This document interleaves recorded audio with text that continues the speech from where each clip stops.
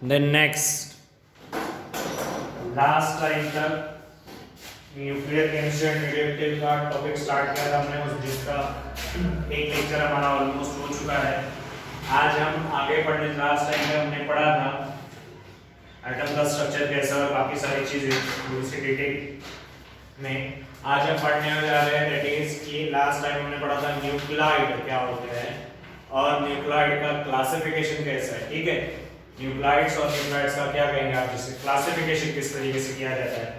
तो न्यूक्लाइड का क्लासिफिकेशन किया जाता है ऑन द बेसिस ऑफ कितने नंबर ऑफ प्रोटॉन है या कितने नंबर ऑफ न्यूट्रॉन है, उनके बेसिस पे न्यूक्लाइड्स का क्या किया जाता है क्लासिफिकेशन। कितने नंबर ऑफ प्रोटॉन है और कितने नंबर ऑफ क्या न्यूट्रॉन, उनके बेसिस पे उनका क्या किया जाता है classification.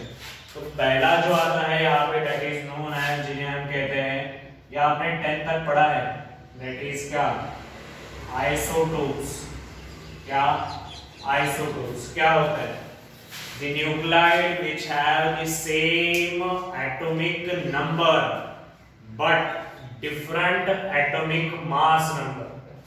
Nuclide which have the same atomic number but different atomic mass number. जिनका एटॉमिक नंबर सेम हो लेकिन एटॉमिक मास नंबर कैसा हो, अलग अलग, उन्हें हम जनरली क्या कहते हैं आइसोटोप। लेकिन यहाँ पे जो हम डेफिनेशन लिखेंगे वो on the basis of proton and neutron लिखेंगे, on the basis of proton and the what neutron. जैसे हम एग्जांपल ले लें, मैं डेफिनेशन शॉर्ट में लिख रहा हूँ तो टेक्स्ट बुक में लिखिए nuclide which have the same number of proton but different number of neutrons, जिनमें प्रोटॉन के नंबर सेम हो बट न्यूट्रॉन के नंबर अलग अलग हो। अगर हम एग्जांपल ले ले सोडियम 11 यहाँ पे 22, देन सोडियम 23 11, देन सोडियम 24 और 11। अगर आप यहाँ पे तीनों जगह देखोगे तो नंबर ऑफ प्रोटॉन कितने हैं, नंबर ऑफ प्रोटॉन इन्हें Z का वैल्यू कितना है 11 है। ठीक है, Z का वैल्यू क्या है 11 है। लेकिन नंबर ऑफ न्यूट्रॉन जब आप कैलकुलेट करने जाओगे, नंबर ऑफ न्यूट्रॉन कैसे कैलकुलेट किया जाता है, atomic number atomic mass number minus atomic number. तो पहले में क्या आएगा 22 माइनस 11, तो आंसर कितना आएगा 11। दूसरे में क्या आएगा 23 माइनस 11, तो आंसर आएगा 12। नेक्स्ट वाले में 24 माइनस 11, तो आंसर क्या आएगा 13। तीन अलग अलग आंसर है। तो तीनों में नंबर ऑफ न्यूट्रॉन कैसे है अलग अलग, लेकिन तीनों में नंबर ऑफ प्रोटॉन क्या है सेम। नंबर ऑफ प्रोटॉन कितना है 11 11 एंड 11। तीनों में नंबर ऑफ प्रोटॉन सेम है लेकिन नंबर ऑफ न्यूट्रॉन का आंसर कैसा है अलग अलग। तो इन्हें एक में के क्या कहा जाएगा, इन्हें एक में के आइसोटोप कहा जाता है। इन्हें एक में के क्या कहा जाता है, दैट इज आइसोटोप कहा जाएगा। अगर इन्हें एक में के आइसोटोप कहा जाता है तो नेक्स्ट दैट इज जो हमें पढ़ना है that is isobar. Second that is जो टर्म हमें पढ़नी है दैट इज आइसोबार। कि आइसोबार यानी क्या होता है, ठीक है, दैट इज आइसोबार। तो अगर आइसोबार की अगर बात करें तो आइसोबार दैट इज क्या, the nuclides which have same atomic mass number but different atomic number. The nuclides which have same atomic mass number but different atomic number. लेकिन definition as you know हम proton और neutron के इसमें definition लिख रहे हैं, तो इसका डेफिनेशन शॉर्ट में हम कैसे लिख सकते हैं, nuclide which have same mass number but different number of proton and neutrons. Nuclide which have same mass number but have different number of proton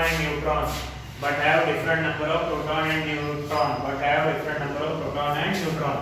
तो आइसोबार जिनका एटॉमिक मास नंबर सेम रहेगा लेकिन एटॉमिक नंबर कैसा रहेगा, अलग अलग। उन्हें क्या कहा जाता है, आइसोबार कहा जाता है।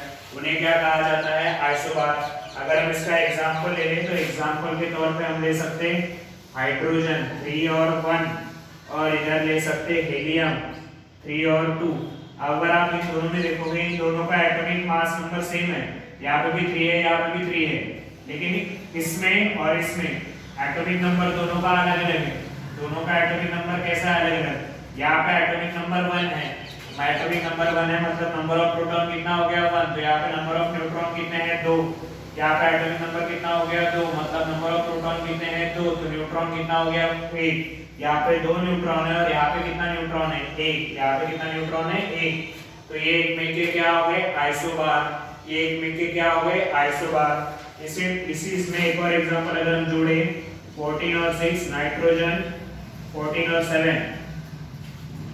अगर आप यहाँ पे देखोगे इसका भी 14 और 14 है, तो एटॉमिक नंबर तो सेम है, एटॉमिक मास नंबर अलग अलग है। यहाँ पे नंबर ऑफ न्यूट्रॉन होंगे दैट इज बेसिकली कितना 8, और यहाँ पे नंबर ऑफ न्यूट्रॉन कितने होंगे 7। तो जहाँ पे एटॉमिक मास नंबर सेम होना, लेकिन नंबर ऑफ प्रोटॉन कह लो या नंबर ऑफ न्यूट्रॉन कह लो, दोनों कैसे होना, अलग अलग होना, इन्हें एक में के क्या कहा जाता है, that is known as isobar. इन्हें एक में के क्या कहा जाता है, आइसोबार। इन्हें एक में के क्या कहा जाता है, आइसोबार। इसी टॉपिक में एक एग्जांपल और ले लेते हैं, जैसे अगर हमने लिया 3 1, तो यहाँ पे नंबर ऑफ न्यूट्रॉन कितने हो गए 2, और साथ ही साथ ये अगर ले लिया तो यहाँ पे नंबर ऑफ न्यूट्रॉन कितने हो गए 1, क्योंकि नीचे वाला नंबर तो नंबर ऑफ प्रोटॉन को डिनोट करता है ना, ऊपर वाले नंबर में से नीचे वाला नंबर माइनस करेगा, atomic mass number minus atomic number, तो हमें क्या मिलेगा, number of neutron.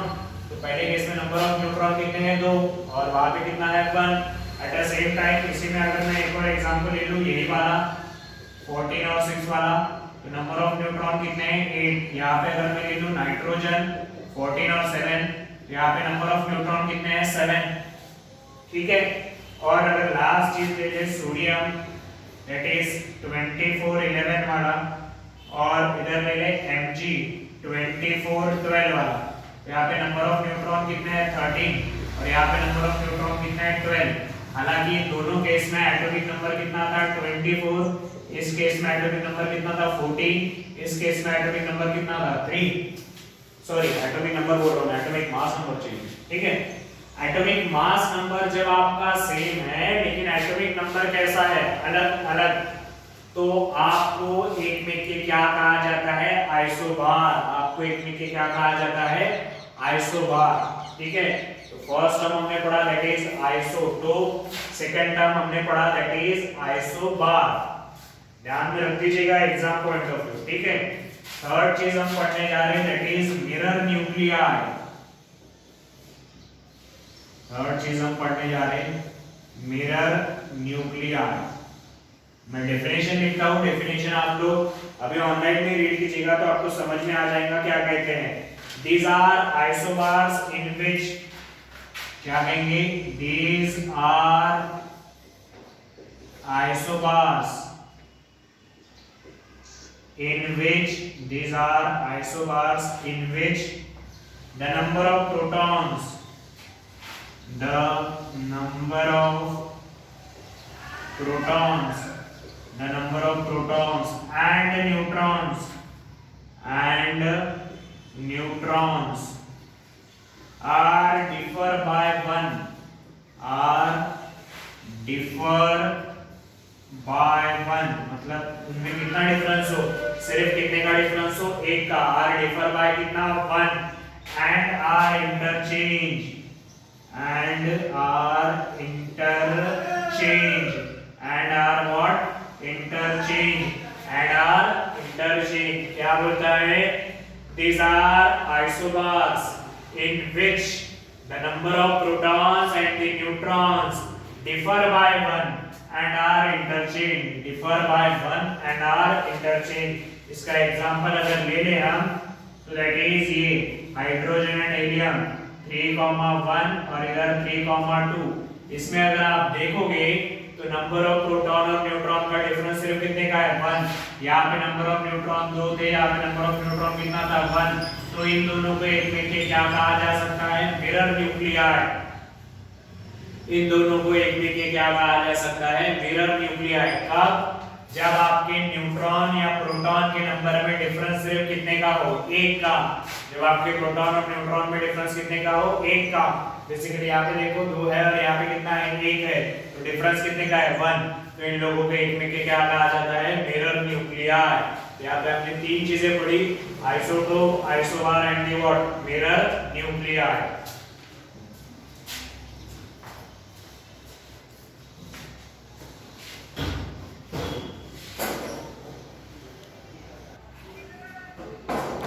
Then mirror nuclear होने के बाद नेक्स्ट हम स्टार्ट करने जा रहे हैं चौथा टॉपिक, दैट इज आइसोटोन। क्या 4 टॉपिक है, दैट इज हमारा आइसोटोन्स।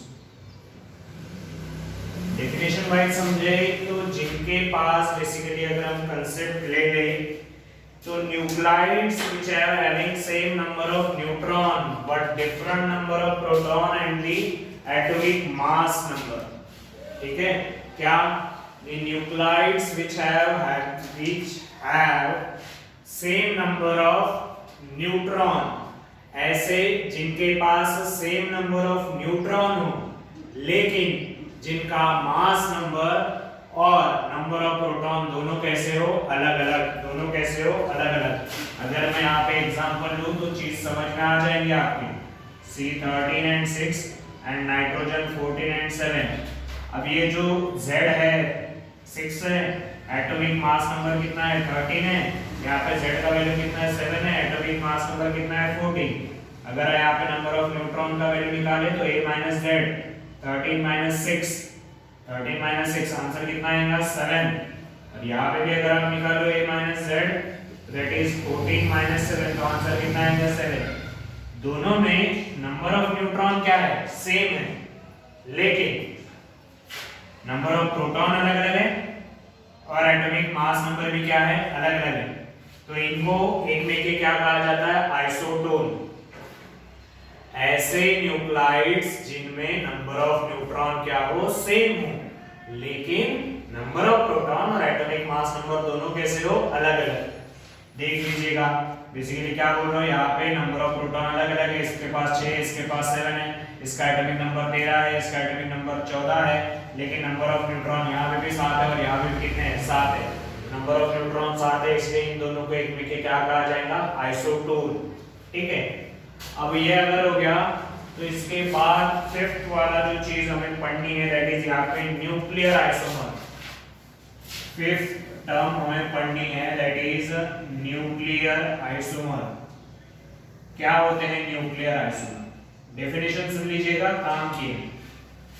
ऐसे आइसोमर या फिर ऐसे न्यूक्लाइड्स जिनमें number of proton, number of neutron, atomic mass number सब सेम हो, कुछ अलग अलग ना। सिर्फ अगर कोई चीज अलग हो तो एनर्जी, अगर कोई चीज अलग हो तो वो क्या है, एनर्जी। सिर्फ डिफरेंस है तो एनर्जी की वजह से। क्या बोल रहा हूं, ऐसे एलिमेंट जिनमें atomic number, atomic mass number दोनों सेम, या फिर वर्ड में बोलूं जिनमें number of proton, number of neutron, atomic mass number सब सेम हो, सिर्फ अगर किसी चीज में डिफरेंस हो तो वो है एनर्जी। इस ऐसे आइसोमर को एक में क्या कहा जाता है, न्यूक्लियर आइसोमर। अगर एग्जांपल लूं स्कोबा 60M, 60 है ना, हाँ आगे, और यहाँ पे भी क्या है 60। अब क्या है, दोनों सेम है, कोई डिफरेंस नहीं, दोनों में 60-60 लिखा हुआ, लेकिन यहाँ पे M लिखा है। M मतलब मेटास्टेबल स्टेट, यानी हायर एनर्जी लेवल। ये ज्यादा स्टेबल है, या हायर एनर्जी लेवल पे ज्यादा स्टेबल है, तो इन लोगों को एक में क्या बोला जाता है, न्यूक्लियर आइसोमर। ऐसे न्यूक्लाइड्स जिनमें नंबर ऑफ प्रोटॉन, जिनमें नंबर ऑफ न्यूट्रॉन, जिनमें एटॉमिक मास नंबर सब सेम है, सिर्फ अगर कोई चीज डिफरेंस हो तो वो है एनर्जी लेवल। यहाँ पे एक वर्ड लिखा है M, M मतलब मेटास्टेबल, यानी हायर एनर्जी लेवल पे है, ऐसी बात कही जाती है। तो इनको एक में क्या कहा जाता है, न्यूक्लियर आइसोमर। अब अगर ये सारा डिस्कशन हो गया न्यूक्लाइड्स के बारे में, तो अब सवाल है कि न्यूक्लाइड जो है वो क्यों स्टेबल है या फिर क्यों अनस्टेबल है, कुछ ऐसे एलिमेंट है जिनसे रेडिएशन बाहर निकलती है, क्या पर्पस है, ये सारों की डिटेलिंग हमें पढ़नी है आगे। रेडियो एक्टिव नेचर आप लोगों ने सुना होगा 10th तक, रेडियो एक्टिव नेचर। तो बेसिकली उसी के बेसिस पे हम डिस्कस करने वाले हैं कि कौन से न्यूक्लाइड स्टेबल होते हैं, कौन से अनस्टेबल होते हैं, और स्टेबल और अनस्टेबल का क्या पर्पस है, और स्टेबल और अनस्टेबल के बदौलत हम कैसे प्रेडिक्ट करते हैं कि कौन रेडिएशन फैलाता है या बाकी सारी चीजें कैसे होती है। ठीक है, तो next topic that is classification on the basis of nuclear stability. किसका न्यूक्लियस ज्यादा स्टेबल होगा, न्यूक्लियर स्टेबिलिटी। पहला, स्टेबल न्यूक्लाइड्स किसके होंगे, स्टेबल न्यूक्लाइड्स किसके होने वाले, क्या लिखा है, the number of electron and the location of nuclei may change in the outer sphere but the number of proton and neutron in there is unchanged।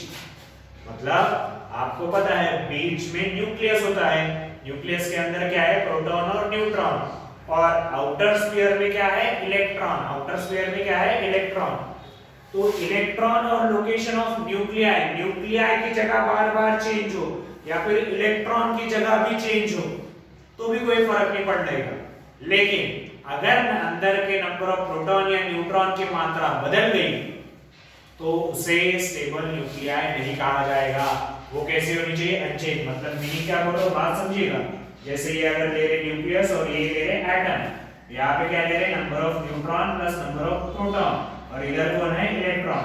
तो हम क्या बात बोल रहे हैं, ये इलेक्ट्रॉन की जगह अगर चेंज हो गई या ये दैट इज न्यूक्लाइड की जगह, दैट इज बेसिकली क्या कहेंगे, न्यूक्लियाई की जगह भी चेंज हो गई, इलेक्ट्रॉन की जगह भी थोड़ी बहुत चेंज हो गई, इसकी जगह भी चेंज हो गई, तो भी इसे स्टेबल न्यूक्लियाई कहा जाएगा। लेकिन अगर n और p दोनों में से किसी एक की मात्रा कम ज्यादा हो गई तो इसे स्टेबल न्यूक्लाइड नहीं कहा जाएगा। ये अंदर की मात्रा कैसे होनी चाहिए, अनचेंज। क्या होनी चाहिए, रिमेन अनचेंज, अनचेंज होनी चाहिए, ये बदलनी नहीं चाहिए। ठीक है, तो ये हम क्या कहते हैं, स्टेबल न्यूक्लाइड। अब बात करते हैं अनस्टेबल न्यूक्लाइड की। क्या, this nuclide undergo spontaneous change forming a new nuclide, जिनके बार-बार नए न्यूक्लाइड बनते हैं, जिनके बार-बार नए क्या बनते हैं, न्यूक्लाइड बनते हैं, उन्हें हम क्या बोलते हैं, अनस्टेबल और what, radio active nuclide, unstable और रेडियो एक्टिव न्यूक्लाइड। अब अगर टॉपिक हो गया तो इसके बाद क्यों कोई न्यूक्लियाई स्टेबल है, कोई न्यूक्लियाई स्टेबल नहीं है, जो स्टेबल नहीं है या फिर जो स्टेबल है, कौन रेडिएशन फैलाता है या फिर क्यों रेडिएशन फैलाता है, रेडिएशन फैलाने का पर्पस कैसा है, कैसे प्रिडिक्ट करते हैं कि कौन से एलिमेंट मतलब किनके न्यूक्लियाई रेडिएशन फैला सकते हैं, किनके नहीं फैला सकते, इन सब का डिस्कशन हमें लेसन में आगे करना है, और उसके बेसिस पे फिर और डिटेलिंग में आगे चीजें पढ़ते जानी है। बात समझिएगा, लेसन जब तक आप एक पूरा नहीं समझते और हर एक टॉपिक कंप्लीट नहीं हो जाता, आज से 2-4 लेक्चर बाद समझिएगा, तब आपको समझेगा कि ये चीजें पढ़ क्यों रहे हैं एक्चुअल में, पढ़ने के पीछे का रीजन क्या है। क्योंकि अगर आपको इसका एक बार यूज समझ में आ गया तो आपको सारी चीजें समझ में आ जाएंगी कि इस यूज के लिए अपन ये सारी चीजें पढ़ रहे हैं। क्योंकि आपको पता है अर्थ क्रस्ट में अलग-अलग रिएक्शंस हो रही है, बाकी सारी चीजें हो रही है, बार-बार क्लाइमेट वेदर सब बदल रहा है, तो न्यूक्लियर रिएक्शन कैसे होती है, न्यूक्लियाइड्स कैसे रिएक्ट करते हैं, इन सब का डिटेलिंग है। ठीक है,